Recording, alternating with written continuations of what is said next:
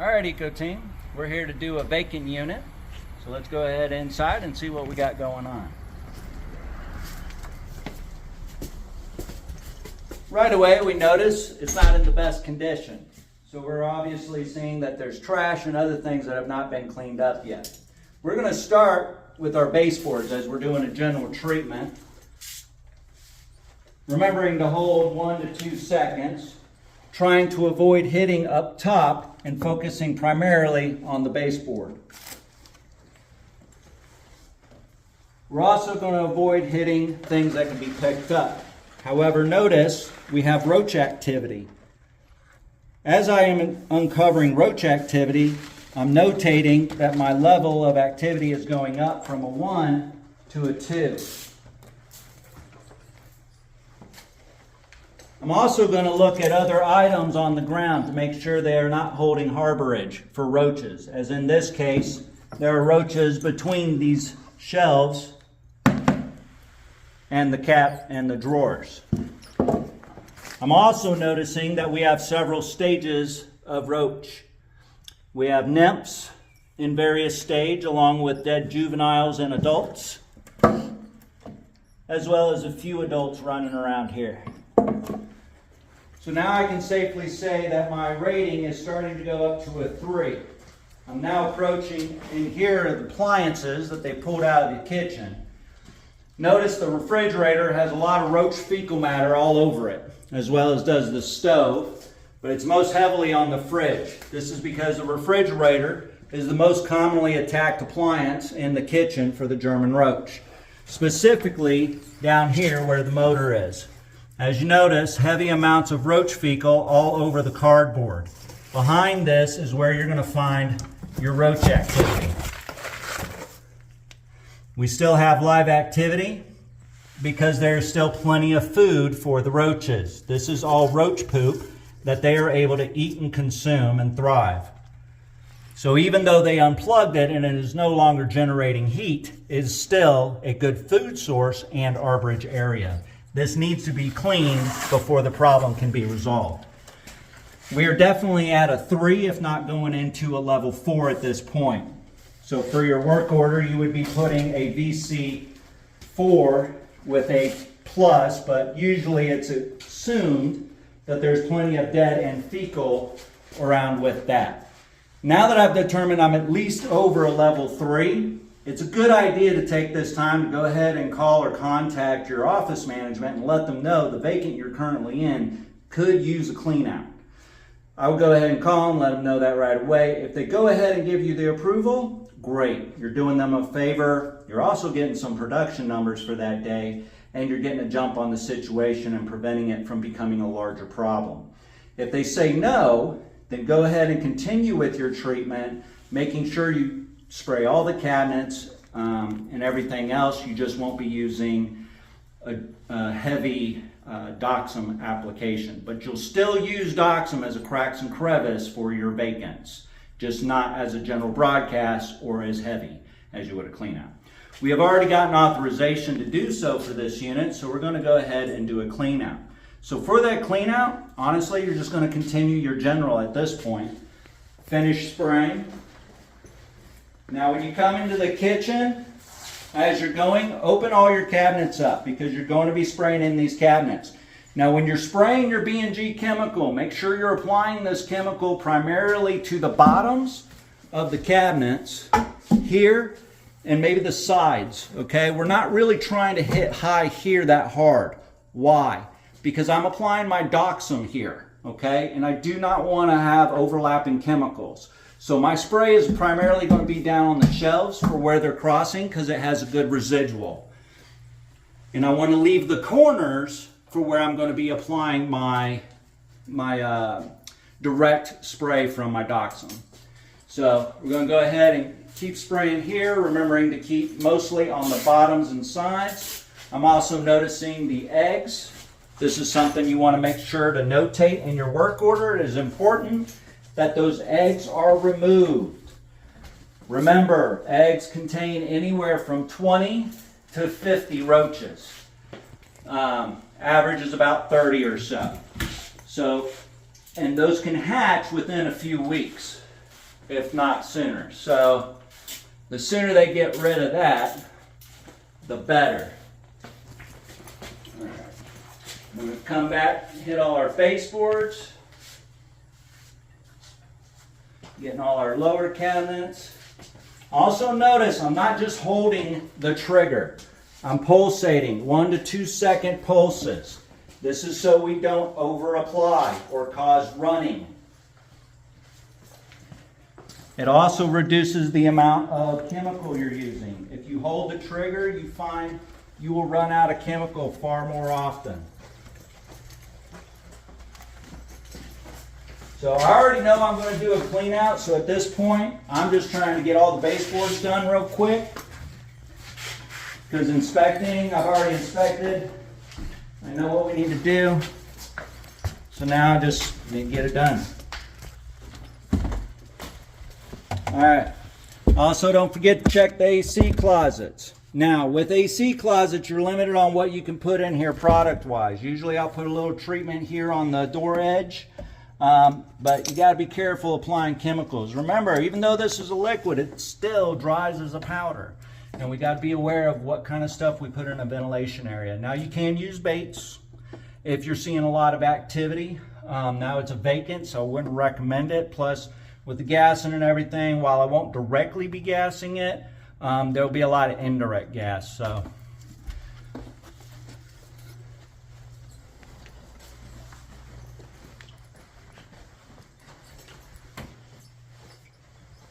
good. Yep.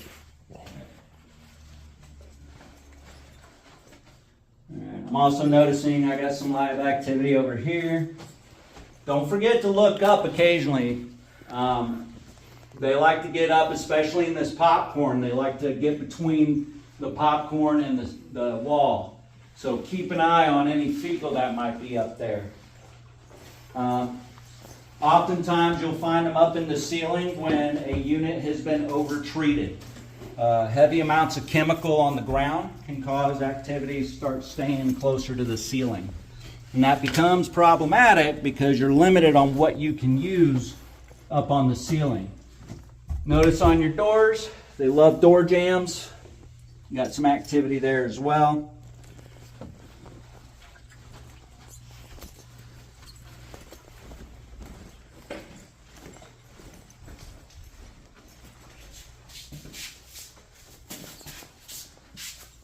Alright, I've sufficiently sprayed the unit. Now we're going to go ahead apply our dust. Now notice I'm doing a lot of the stuff I can do without having to mask up yet. Masks are kind of a pain.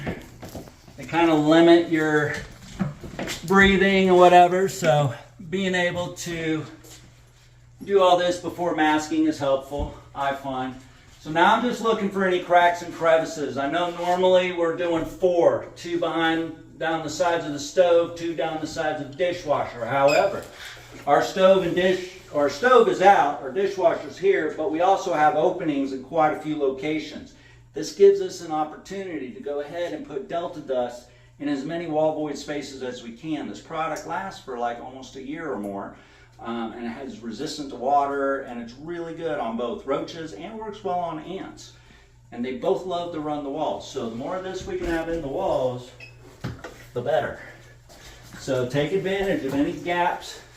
Plus, it's a vacant, so while I'm concerned on my drift, it's not as big of an issue because I don't have people's personal effects or dishes or food dishes, water bowls, or anything like that to worry about. So this is a great time to get this done. So just look for any gaps behind your counters, your cabinets, any void space that you could possibly use. And don't forget your bathrooms.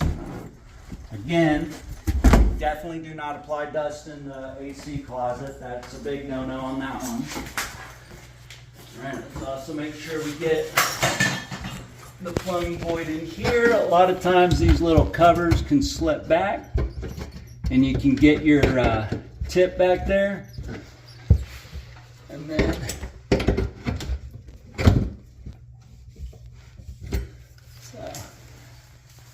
I mean, don't be shy. I mean, don't try to damage nothing either, but look for any gaps or holes, even down here underneath the kick plate. Try to get some dust underneath this area, especially because those areas tend to get leaks and water condensation. Check for the plumbing hole behind the bathroom in the tub area. That one looks to be sealed pretty good, so I can't do nothing about that. All right, so next is going to be gas. So let's go ahead and start gassing. Oh, camera doesn't need to pause, you got it? Oh. Don't want to gas out the camera, guys. All right. When you're putting your respirator on, hopefully you've already pre-fitted, made sure that your neck strap and the head strap get it good and snug to your face. It should be slightly uncomfortable, okay? Not painful, but slightly uncomfortable. The way to make sure that this respirator is on your face correctly is that once you put it on, you're gonna air chest it, you're gonna pull in while holding both cans, and it should suck to your face. If it's not and you feel air escaping somewhere, tighten your straps, adjust, whatever. After you've done that, the next step is to cover the air release.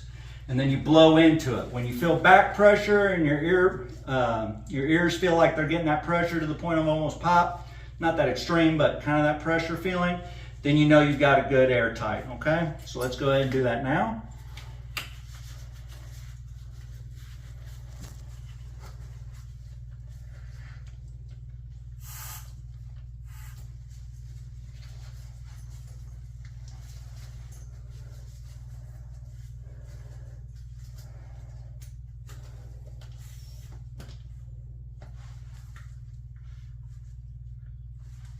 All right, we're good.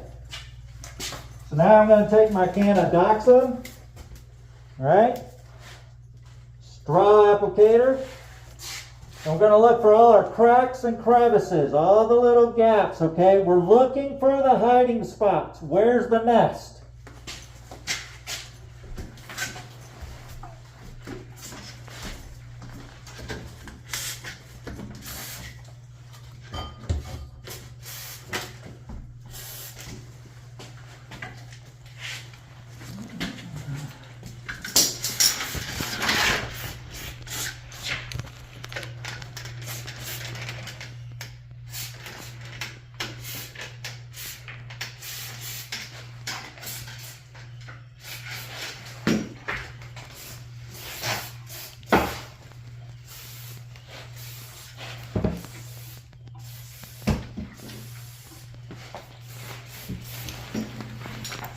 All right, we already got them flushing out, so I might want to put a little bit more right here. See if I get some more.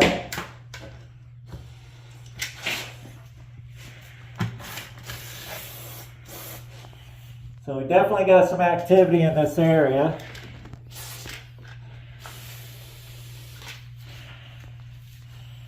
All right, then we'll do a nice little boop. Like that. All right. I'm also going to look for any of the cracks around here.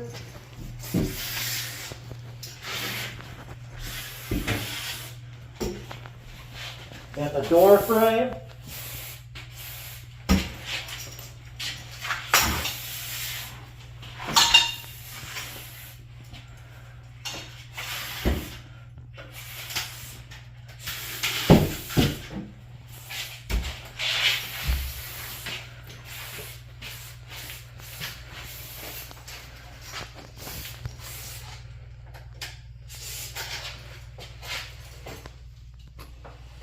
Alright, now I'm not going to apply too much at the baseboards because I've already sprayed.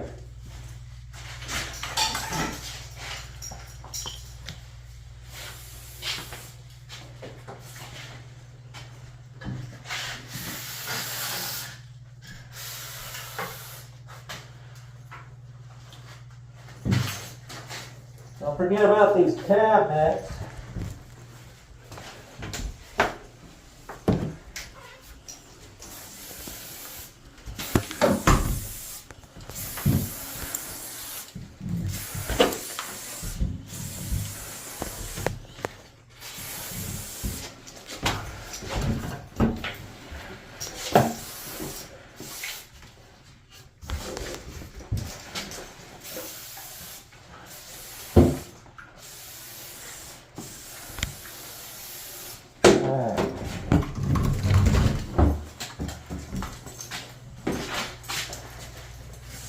You're just going to keep scanning and looking everywhere you go. Hit the hinges. Hit any kind of holes or cracks or anything.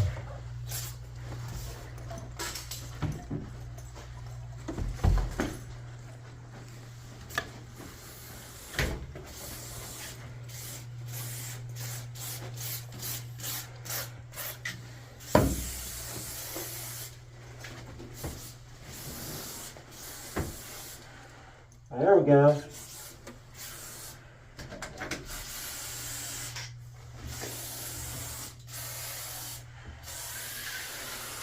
I'm also notating that there's a crack in this shelf. It's split. They can get underneath it. So they might want to replace that.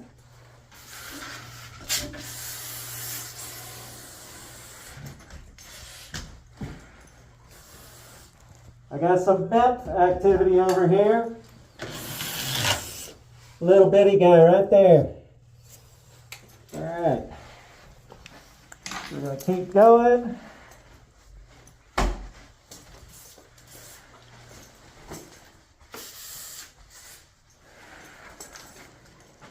All right, check under here.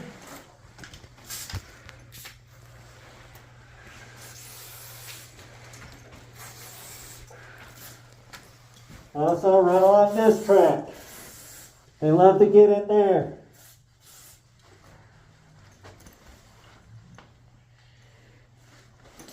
All right.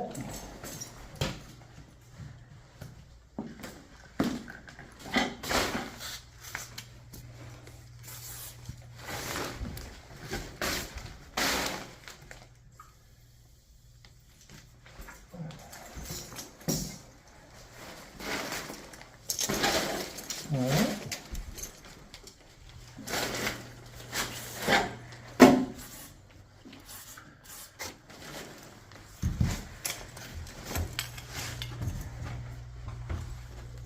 right.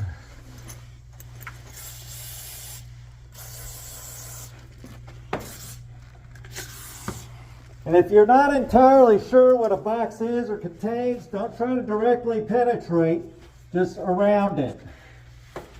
This crack here.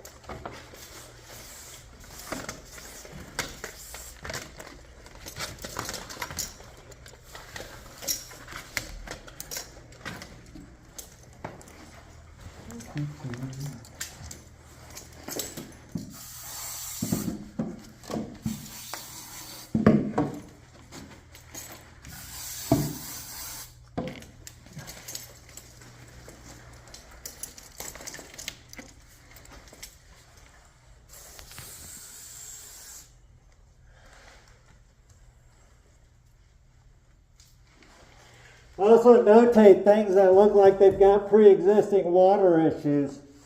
Looks like they might have had some leak problems at some point. These are things that can cause a roach problem to begin with. Alright, now we come over to the fridges and the appliances. We want to make sure, treat that area pretty good. Again though, kind of like with ACs, you don't want to directly like just soak it, okay? Because it's electronics, when they turn it on, it can pull stuff in there. So, straw.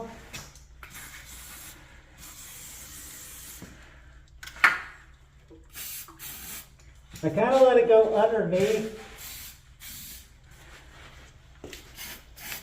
I don't want to directly hit the motor.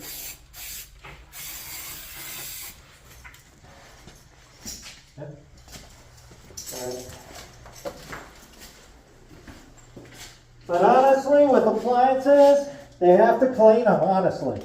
They want us to just treat them and load them with chemicals, but you're not really supposed to.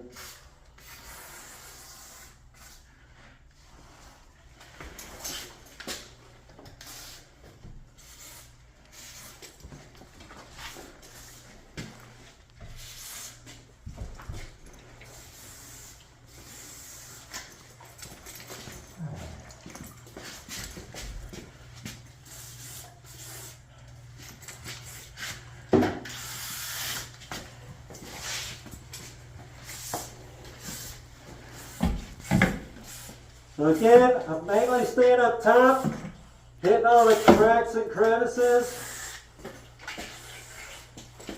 You just take cabinet by cabinet. Don't get overwhelmed by how many, just cabinet by cabinet. And me and this wand are going to fight, I tell you what. Alright.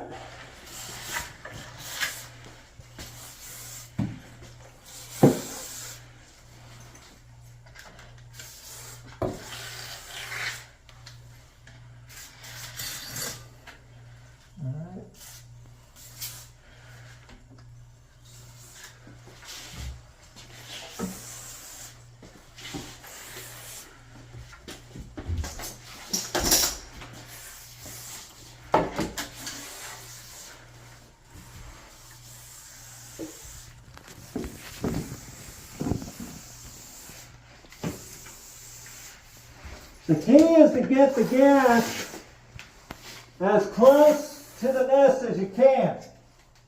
That's oftentimes why those gas bombs don't work as well, because they can't penetrate the cracks and crevices. That's where we come in.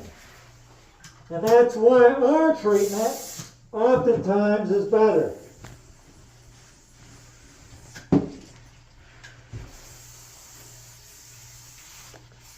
There's a lot of angles down here. Make sure you get it everywhere. You can do it general like that.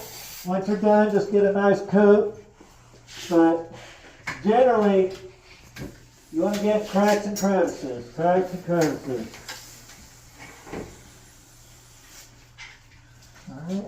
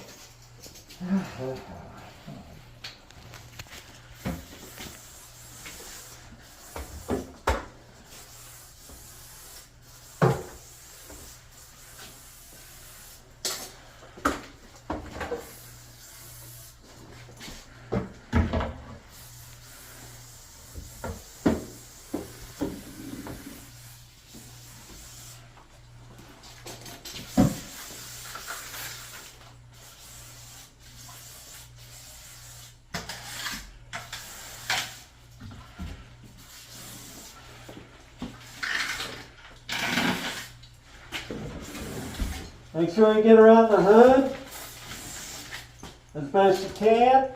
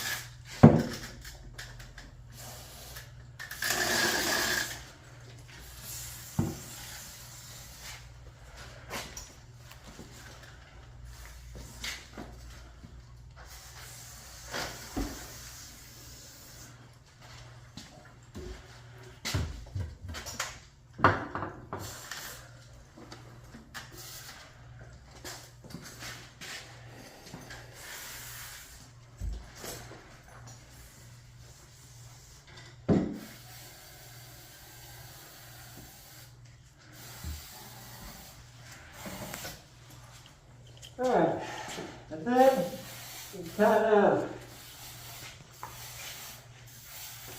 get all over the counter, get a nice little coating there. And then observe. We're definitely seeing some movement. That's it. That is how you do a clean out.